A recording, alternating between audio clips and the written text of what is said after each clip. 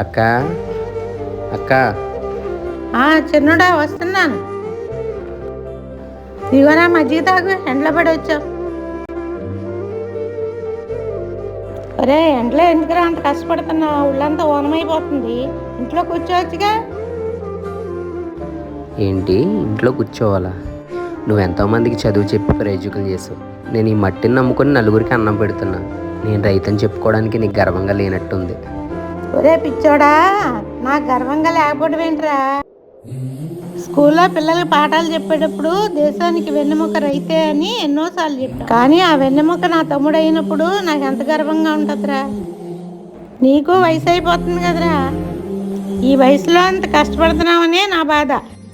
ఈ మాట ఒక అక్కగా కాదు, ఒక తల్లిగా చెప్తున్నాను. నాకు తెలుసక్క, ఈ ఎండలో కూడా నీ చల్లని దీవెనలు నాకు తోడుంటాయని ధైర్యంగా పొలం పనికి వెళ్తున్నాను.